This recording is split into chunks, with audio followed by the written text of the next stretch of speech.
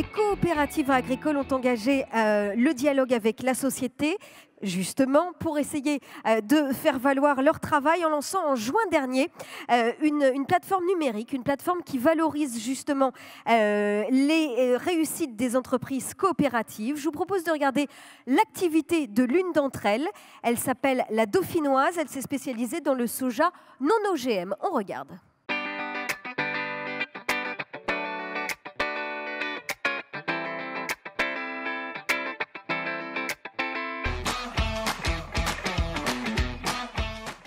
L'exploitation est située à Francin, en cœur de Savoie. On a une cinquantaine d'hectares et on produit du blé, du maïs, du colza, du tournesol et du soja de différentes façons. Soja semence et soja pour la filière locale.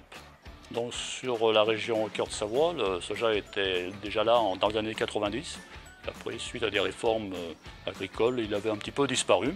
Et donc maintenant, avec les propositions de la coopérative, là, on est revenu sur ce soja. Les semences sont fournies par la coopérative. Et on s'engage une production non OGM derrière.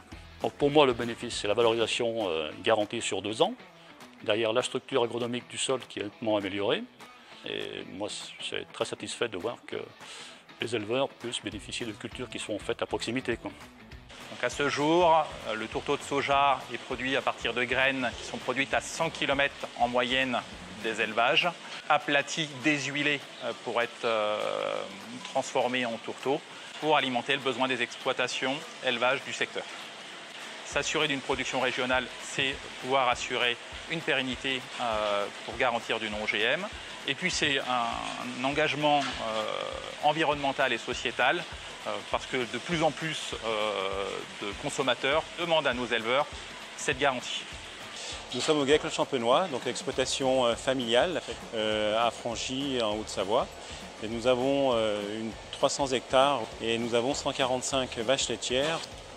Alors l'appellation Tome de Savoie nous oblige, dans notre cahier des charges, d'avoir d'alimentation issue de la ferme, des aliments issus de la zone et d'avoir un tourteau non OGM. La coopérative dauphinoise a trouvé une filière non OGM au niveau local, donc à 50 km d'ici. Nous avons des producteurs qui peuvent nous alimenter.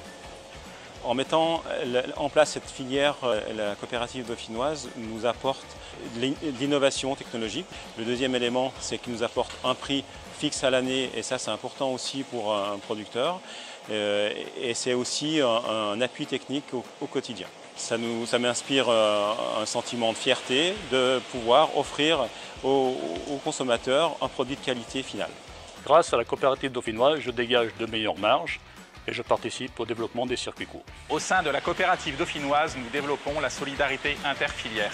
Aujourd'hui, la coopérative nous apporte les moyens nécessaires pour obtenir des produits d'excellence que nous recherchons pour notre consommateur.